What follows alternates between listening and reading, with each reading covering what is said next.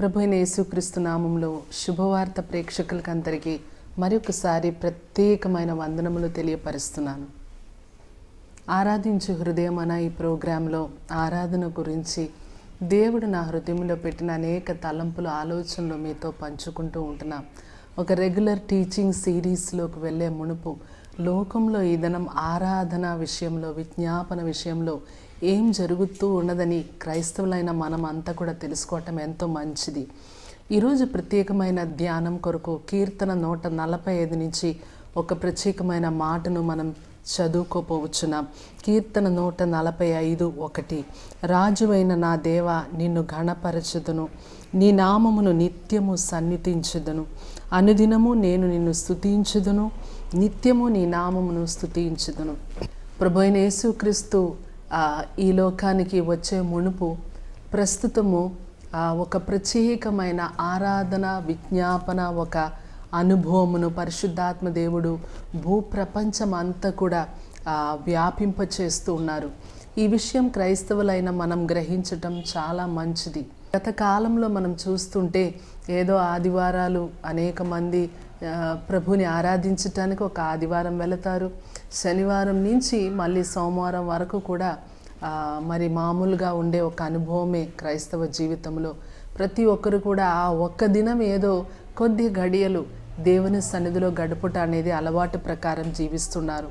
కానీ ఈ తరములో దేవుడు ఒక ప్రత్యేకమైన ఒక జనాంగంను లేవనెత్తుచున్నారు. ఇది నేను ఒక దినంలో ఒక విధంగా నేను చెప్పాలంటే ఒక యవన తరమును కూడా లోకం అంతా కూడా లేపుతున్నారు. ఈ యవన తరం ఎలాంటి తరం అంటే దేవుణ్ణి అధికంగా ప్రేమించి కేవలం ఆదివారం మాత్రం కాదు, వారంలో ప్రతిరోజు ప్రతి క్షణం కూడా ప్రభు అయిన యేసుక్రీస్తుని ప్రేమించటానికి, ఆరాధించటానికి, ఆయన సన్నిధిలో ప్రార్థించటానికి ఇష్టపడి వాళ్ళ జీవితాన్ని సమర్పించుకున్న ఒక తరమును మనం చూస్తున్నాం. అందుకే ఈ 145 కీర్తనలో, దేవా నేను అనుదినము నిన్ను స్తుతిస్తున్నాను, నిత్యము నీ నామమును ఘనపరుస్తున్నాను. ఒక ప్రత్యేకమైన తరం గురించి ఈ మాట రాయబడి ఉన్నదని నేను నమ్ముచున్నాను. ఈ సమయంలో మలాకీ 1:11 వచనంలో కూడా ఒక మాటను మనం చదువుకుందాం. తూర్పు దిశ మొదలుకొని పటమటి దిశ వరకు అన్య జనులలో నా నామము ఘనముగా ఎంచబడును. సకల స్థలములను ధూపమును పవిత్రమైన అర్పణయు అర్పింపబడును. మళ్ళీ ఒకసారి చదువుకుందాం. మలాకీ 1:11 తూర్పు దిశ మొదలుకొని పటమటి దిశ వరకు అన్య జనముల్లో నా నామము ఘనముగా ఎంచబడును. సకల స్థలముల్లో ధూపమును పవిత్రమైన అర్పణయు అర్పింపబడును. భూమి మీద ఈ ఒక అనుభవమును మనం చూస్తున్నాం. 1983లో అద్భుతమైన ఒక ప్రవచనం ఒక గొప్ప ప్రవక్త చెప్పారు. ఆయన ఏమన్నారంటే ఆ ప్రవచనములో భూప్రపంచం మీద అద్భుతమైన 24 గంటలు 7 దినములు కూడా ఆరాధించిన ఒక అనుభవము భూమి అంతటిలో కూడా వ్యాపించపోవచ్చున్నదని ఆయన తెలియపరిచారు ఆ ప్రవచనం ద్వారా.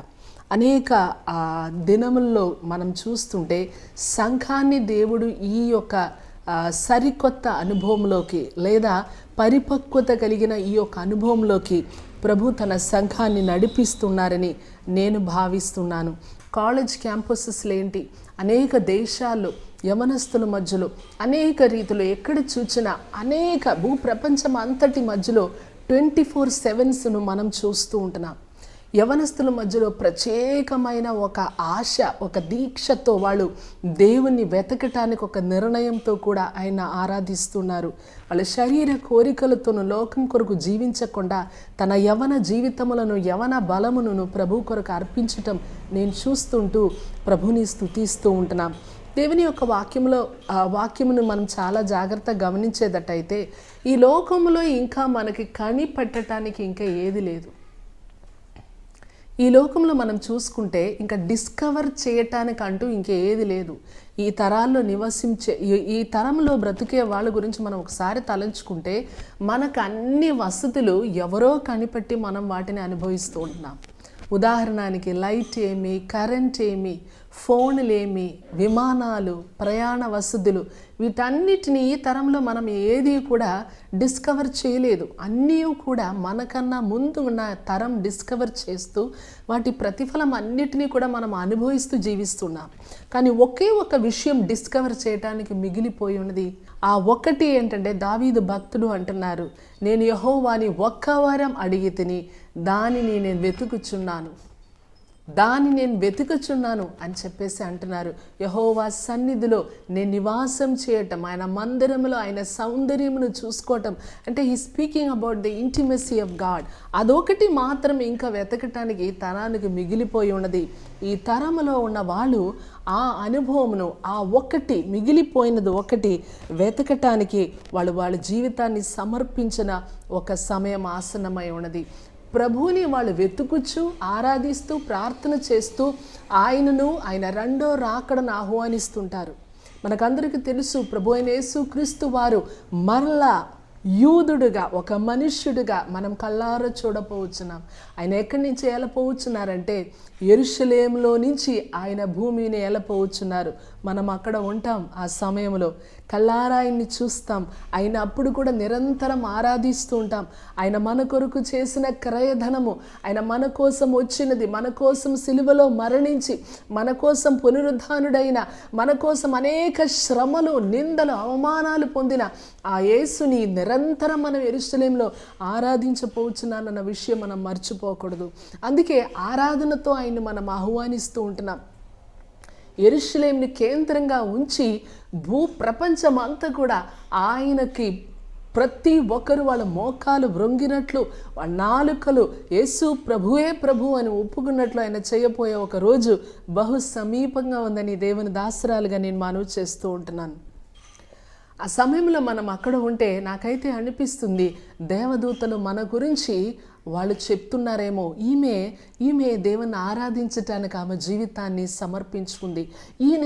ఇతడే తన జీవితంలో తన యవ్వన కాలమందు ప్రభువుని, ప్రభు సన్నిధిలో ప్రార్థనలో గడపటానికి తన జీవితాన్ని అప్పగించిన సహోదరుడని నా గురించి, మన గురించి చెప్పాలని నేను వ్యక్తిగతంగా కోరుకుంటూ ఉంటున్నారు.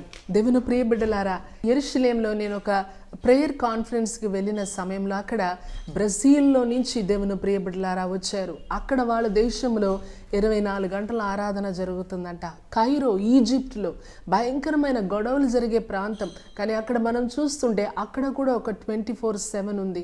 దేవుని ప్రియ బిడ్డలారా, యెరూషలేము ఒక నడిబొట్టులో 24/7, బేర్షెబా అన్న ప్రాంతంలో అక్కడ ఒక 24/7 కనిపిస్తుంది. ఎందుకు భారతదేశంలో బెంగళూరులో ఒక 24/7 ఉంది. జగేపేట ప్రాంతంలో ఇప్పటికే ఒక 24/7ని వాళ్ళు ప్రారంభించి ఉన్నారు. విజయవాడ పట్టణంలో కూడా అతి త్వరలో 24 గంటలు దేవుణ్ణి ఆరాధించిన ఒక ఆరాధన కేంద్రం గురించి దేవుడు నాకు వ్యక్తిగతమైన ఒక దర్శనంనిచ్చారు.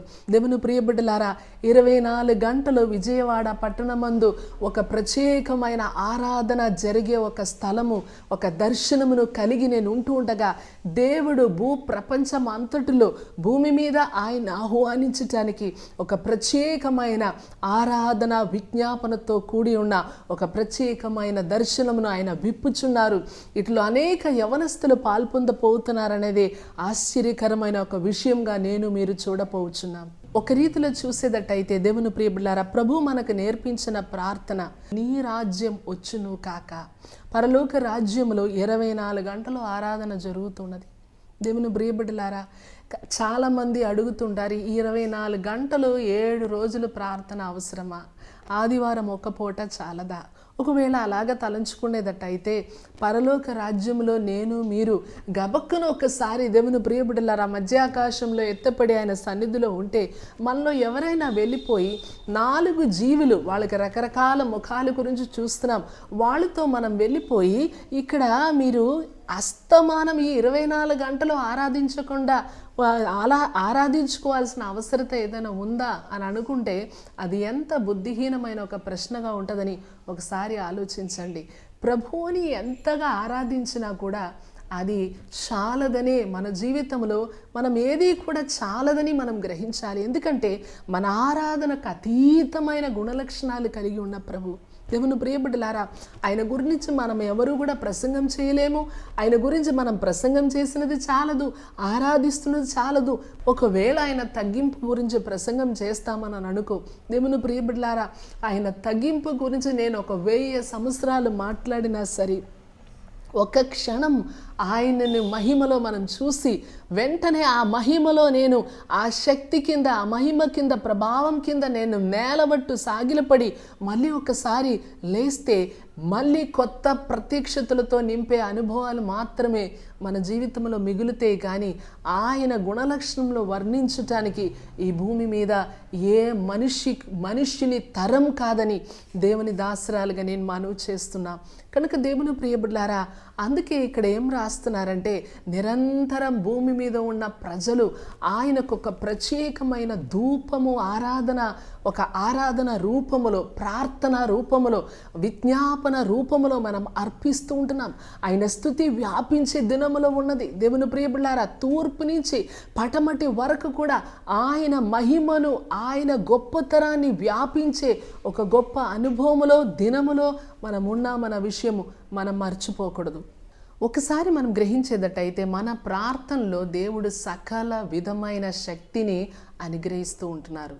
ప్రార్థన ఎందుకు అవసరం అంటే, దేవుని ప్రియబిడ్డలారా, యేసు ప్రభు వారే జనములను స్వాస్థ్యంగా నాకు అనుగ్రహించుము అని దేవుని కుమారుడుగా ఉన్నా సరే తండ్రి దగ్గర ప్రార్థన చేసే ఒక ప్రత్యేకమైన అవసరం ఆయన జీవితంలో కలిగి ఉంటే, కేవలం మానవ మాత్రమైన మన జీవితంలో ప్రార్థన ఎంత అవసరం.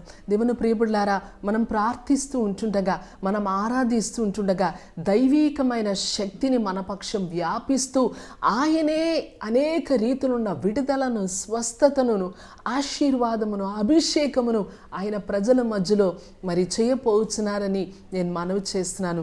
కొన్ని వేల తరముల వరకు కూడా నిత్యమైన పరిచర్య ఏదైనా ఉంటే అది ఆరాధన, ప్రార్థన, విజ్ఞాపన మాత్రమే అని దేవుని దాసరాలుగా నేను మనవి చేస్తున్నాను. నేను అంటూ ఉంటాను, నా సంఘంలో అనేక సార్లు నా పరిచర్యకు ఒక ముగింపు అనేది ఉండదు. ఎందుకంటే దేవుడు నాకు అనుగ్రహించిన ఈ పరిచర్య ఇది నిత్యమైన పరిచర్య. కేవలం ఈ భూమి మీద మాత్రం నేను ఆరాధన చేయడం కాదు, నేను చనిపోయినా నా ప్రభు సన్నిధిలో ఉండి కూడా నిరంతరం ఆయన ప్రార్థన చేస్తూ, ఆయన సన్నిధిలో ఆరాధిస్తూ, అంత మాత్రం కాదు, ఆయన నేను యెరూషలేములో కళ్ళారా చూస్తున్నప్పుడు అప్పుడు కూడా అక్కడ కూడా ఆ ఒక ఆరాధన చేసే గుంపులో నేను ప్రభువుని ఆరాధించే గొప్ప ధన్యత ప్రభు నా జీవితంలో అనుగ్రహించినందుకు ఆయన్ని ప్రత్యేకంగా నేను స్తుతిస్తూ ఉంటున్నాను. దేవుని ప్రియబిడ్డలారా, 24 గంటలు 7 రోజులు కూడా ఆరాధించిన ఈ అనుభవంలోకి మీ సంఘాల్ని, మీ కుటుంబాల్ని ప్రత్యేకంగా నడిపించమని దేవుని దాసరాలుగా నేను మనవి చేస్తున్నాను.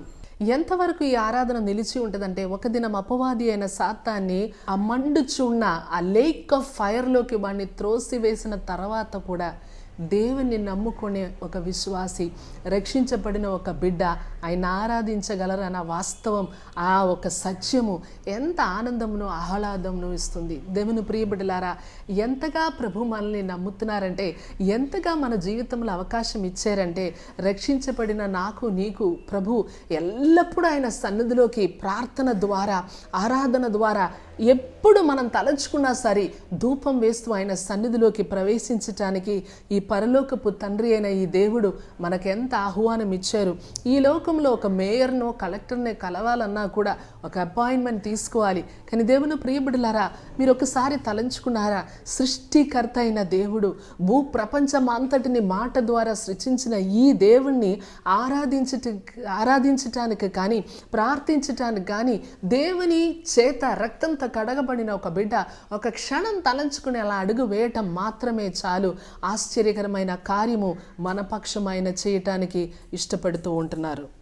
భక్తుడైన యోబు అంటున్నారు, యోబు గ్రంథంలో మనం చూసుకునేటట్టయితే, దేవుని ఒక గొప్పతరమును ఎవరు వర్ణించగలరు? ఈ సో గ్రేట్. దేవుని ప్రియబిడ్డలారా, ఆయన యోబు గ్రంథం అంతటిలో మనం చూసుకునేటట్టయితే ఆయన గొప్పతనం గురించి వర్ణిస్తున్నారు. దేవుడే అంటున్నారు, యోబు నువ్వు నా గొప్పతనమును గ్రహిస్తున్నారా? ఆకాశములో ఉన్న కార్యములను వాటిలో నువ్వు ఏ రీతిలో అయినా నువ్వు ఒక చిన్న పాత్ర అయినా వహించగలరా? మరి సముద్రం క్రింద నేను సృజించిన సకల విధమైన జీవులను నువ్వు చూస్తున్నాం, వాటన్నిటిని నువ్వు సృజించగలవా యోబు అని యోబు సాగిలపడి అంటున్నారు. లేదు దేవా, నువ్వు గొప్ప దేవుడు. ఒక చోట యోబు అంటూ ఉంటున్నారు, ప్రభువా, వెనకటి నేను నీ గురించి విన్నాను, కానీ ఇప్పుడు నిన్ను కళ్ళారా చూస్తున్నాను, నా గురించి నేను సిగ్గుపడుతున్నాను అంటున్నారు. అంటే దేవుని యొక్క గొప్పతనం ఎదుట యోబు ఎంత స్వల్పమైన వాడని, దేవుడితో ఉన్న ఆ సంభాషణంలో నుంచి తన ఎంత స్వల్పమైన జీవి అని యోబుకి అర్థం అవటం చాలా ఆశ్చర్యకరమైన విషయం. దేవుని ప్రియబిడ్డలారా, దేవుడు నిజంగా ఎంత గొప్ప దేవుడు. ఒక రీతిలో మనం చెప్పాలంటే దేవుని ప్రియబిడ్డలారా, మనం చేసిన ఆరాధన కానీ ప్రార్థనలు కానీ వీటికి ఎక్కడో లిమిటేషన్స్ ఉంటుంది. కానీ మనం ఆరాధించిన దేవుడు ఆయన గురించి ఒకసారి తలంచుకుంటే, ఇజ్రాయెల్ ప్రజల గురించి నిర్గమకాండం 15వ అధ్యాయంలో దేవుడు అంటూ ఉన్నారు, ఇజ్రాయెల్ ప్రజల గురించి, మీరు నా స్వకీయమైన సంపాద్యం, మీరు రాజులైన యాజక సమూహంలాగా నా పక్షం ఉండాలి అని అంటున్నారు.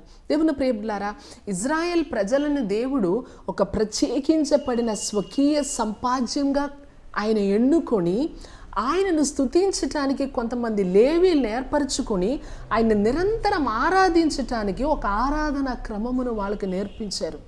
ఏం కారణం అంటే దేవుని ప్రియబిడ్డలారా, ఆ యాజకులు ఏర్పరచటానికి ఒక ప్రత్యేకమైన కారణం ఉంది. దేవుడు సర్వశక్తిమంతుడు, ఆయన ఎవరు సమీపించరాని తేజస్సునందు నివాసం చేస్తున్నారు. కానీ ఆయన హృదయము మానవులైన మనతో నివాసం చేయాలని. ఒకవేళ ఆయన కనుక ఈ మానవుల దగ్గరకు వస్తే మనం నాశనం అయిపోతాం. కనుక ఆయన ప్రేమించిన మన దగ్గరకు వచ్చినప్పుడు మనం నాశనం అయిపోకుండా ఉండునట్లు ఆయనకును మధ్యలో ఆయన ఒక ప్రత్యేకమైన ఒక జనాంగమైన ఈ లేవియలను ఆయన ఏర్పరిచారు. దేవుని ప్రియబిడ్డలారా, వాళ్ళు నిరంతరం మధ్యవర్తులుగా ఉండి దేవునికి ప్రజలకు మధ్యలో నిలబడి ఆరాధించటానికి, పవిత్రంగా ఎల్లప్పుడూ నిరంతరం స్తుతించటానికి వాళ్ళని ఏర్పరుస్తున్నారు. దేవుని ప్రియబిడ్డలారా, అయినను సరే ఇజ్రాయేలులు ఆ ఆరాధన క్రమాన్ని విడిచిపెట్టి అన్య దేవతల వెనక వెళ్ళటం చాలా శోచనీయమైన విషయం. అయితే దేవుని ప్రియబిడ్డలారా, పలుమార్లు వాళ్ళు చేసి నిజమైన దేవుణ్ణి, నిజమైన ఆరాధనను విడిచిపెట్టిపోవటానికి కారణంతో దేవుడు వాళ్ళని శిక్షించి అనేక సంవత్సరాలు వాళ్ళు చెరపట్టబడిపోయిన అనుభవమును దేవుని వాక్యములు మనకు సూచిపిస్తుంది. హగ్గాయి లాంటి, నెహమ్యా లాంటి గొప్ప దైవ జనులు, ప్రవక్తలు ఒక సమయంలో మరి చెరపట్టబడిన దేవుడు తిరిగి తీసుకుని రప్పించి మరలా ఆలయం కట్టడానికి ప్రయత్నాలు చేస్తున్నారు. కానీ ఇంచుమించు దేవుని ప్రియబిడ్డలారా 2 సంవత్సరాల వరకు తిరిగి వచ్చినా సరే వాళ్ళు సంపూర్ణంగా ఆలయాన్ని కట్టని పరిస్థితుల గురించి మాట్లాడుతున్నారు. అందుకే మలాకీ గ్రంథంలో మనం చూస్తున్నాము, మీరు సరంబి వేస్తున్న ఇళ్ళల్లో నివాసం చేస్తూ ఉంటుండగా నా మందిరము శిథిలమైపోయిన స్థితి మీరు చూసి గమనించడం లేదా అని అంటున్నారు. అనక దేవుని ప్రియబిడ్డలారా, ఆ ఇజ్రాయెల్ ప్రజలు ఎవరినైతే దేవుడు ఏర్పరచుకున్నారో వాళ్ళే ఆయన ఎలాగ ఆరాధించాలన్న విషయం ఒక ప్రత్యక్షత కలగలేకపోయారు. కానీ దేవుని ప్రియబిడ్డలారా, ఆశ్చర్యకరమైన విషయం ఏంటంటే, ఈరోజు బలహీనమైన మంటి ఘటాలైన నేను, మీరు, మనం అన్య జనాంగంగా ఉన్నాం. మనం ఇజ్రాయేల్ ప్రజలు కాదు, మనం యూదులు కాదు. అయినప్పుడు కూడా మన నోటిలో ఈ స్తుతిని అర్పించి మనలో క్రీస్తు ఒక ప్రత్యక్షతను ఒక నూతనమైన రీతిలో ఏర్పరిచి రాజులైన యాజక సమూహంగా దేవునికి ఒక స్తుతి అర్పించడానికి ఇంత గొప్ప ప్రత్యక్షత నాకు నీకు ఇస్తున్నారు. నేను చెప్పుచున్న మాటలు మీరు గ్రహిస్తున్నారా?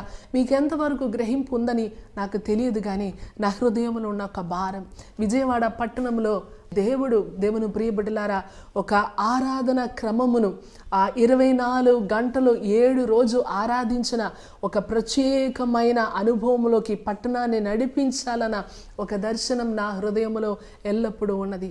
దేవుని ప్రియబిడ్డలారా, ఒక 24/7 వర్షిప్ సెంటర్ని ఈ సిటీలో, ఇది పరలోకపు రాజ్యంలో ఏదైతే జరుగుతుందో ప్యారలల్గా అక్కడ 24 గంటలు నాన్ స్టాప్ వర్షిప్ జరుగుతుంది. 4 జీవులను 24 పెద్దలను కోటాను కొట్టి దేవదూతలను పరలోక రాజ్యంలో 24/7 ఆరాధన జరుగుతుంది.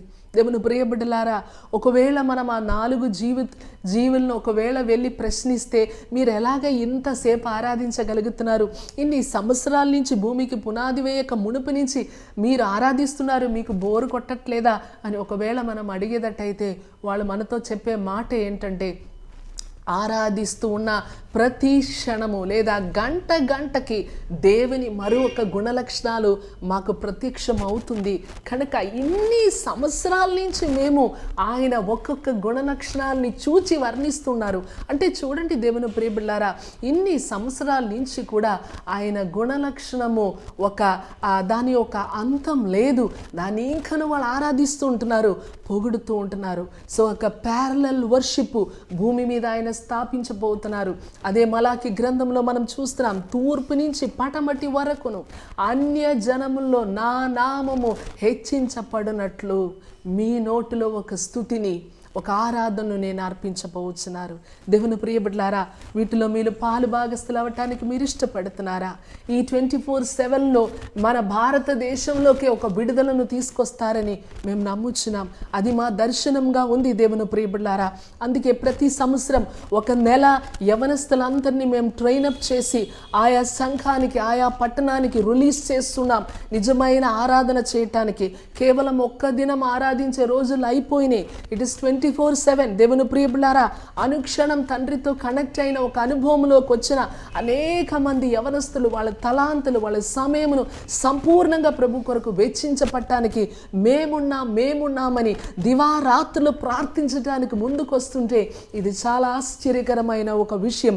ఇది యవనస్తుల ద్వారా జరగపోవచ్చున్నదని నేను నమ్ముచున్నాను. కనుక ఈ సమయంలో దేవుని ప్రియబిడ్డలారా, మీరెక్కడైతే ఉన్నారో ఈ గ్లోబల్ వర్షిప్లో ఒక పాలిభాగస్తులుగా మీరు ఉండాలని మేము కోరుకుంటున్నాం. దేవుని ప్రియబిడ్డలారా, మీరు ఎక్కడ ఉన్నా సరే ఈ సమయంలో ఈ యొక్క గొప్ప ఆరాధనలో పాల్భాగస్తులుగా అవ్వాలని, ఈ గొప్ప విజ్ఞాపనలో పాలిభాగస్తులు అవ్వాలని, ఈ గ్లోబల్ మూమెంట్లో పాలిభాగస్తులు అవ్వాలని దేవుని ప్రియబిడ్డలారా, మనం అన్సీజింగ్ అడరేషన్ మన తండ్రి అయిన దేవునికి అనుగ్రహించాలి. నిరంతరం ఉన్న ఒక ఆరాధన యోగ్యుడైన కుమారునికి మనం అర్పించాలి. మనల్ని నడిపించిన పరిశుద్ధాత్మ దేవునికి ఒక సాటి లేని ఒక స్థానం మన జీవితంలో అనుగ్రహించాలి.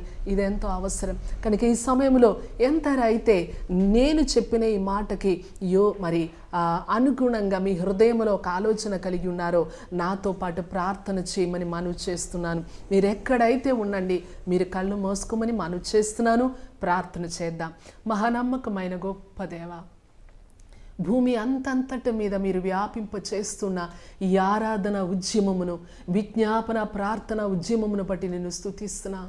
ప్రభువా, నిన్ను కళ్ళార యెరూషలేములో చూడటానికి ఒక తరాన్ని మీరు సిద్ధపరుస్తున్నా. పట్టణంలో మా దేశంలో ఉన్న యవన బిడ్డల్లోకి ఒక ప్రత్యేకమైన రీతిలో మీరు ఈలవేసి వాళ్ళని పిలవమని అడుగుచున్నాను తండ్రి. దేవా, నీకు వందనములు ప్రభువా. ఒక గొప్ప ఔన్నత్యమైన నా తండ్రి యేసయ్య, ఈ దేశములను ఈ లోకమంతటిని నీ కొరకు సంపాదించే ఒక గొప్ప పనిలోకి యవన బిడ్డలు అనేకులను మీరు ఆహ్వానించమని అడుగుచున్నాను తండ్రి. ప్రభువా, నీకు స్తోత్రం. హల్లెలూయా. అనేక 24/7ని ఇప్పుడే మీరు అనేక ప్రాంతాలు లేవనెత్తుచున్నారు ప్రభువా. విజయవాడ పట్టణంలో మీరు నా తండ్రి అతి త్వరలో మీరు స్థాపించపోచున్న 24 గంటలు 7 దినముల ఆరాధన క్రమమును బట్టి నిన్ను స్తుతిస్తున్నాను తండ్రి.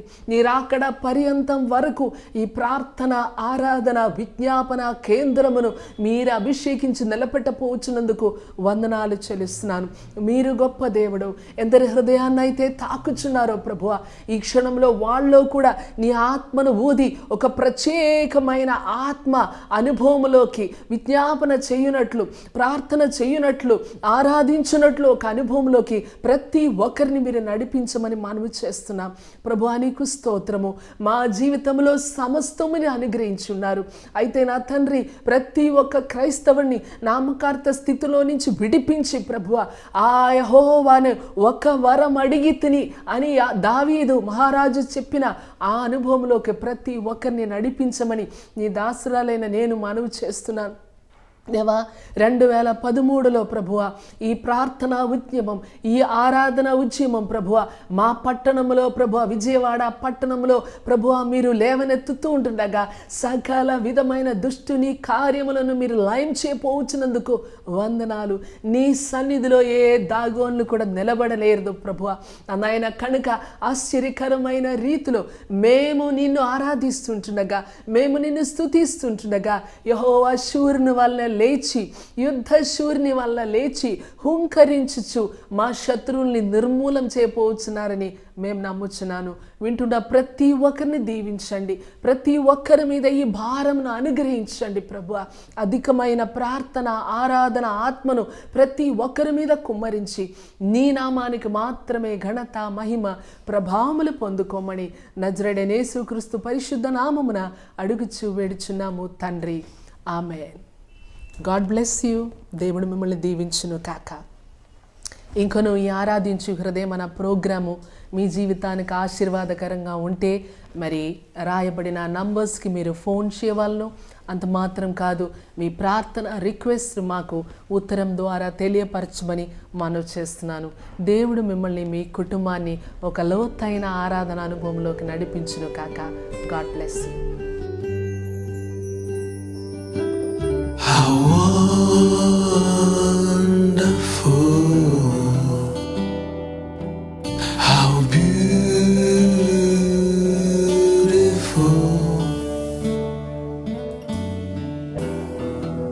we offer up to you, Lord.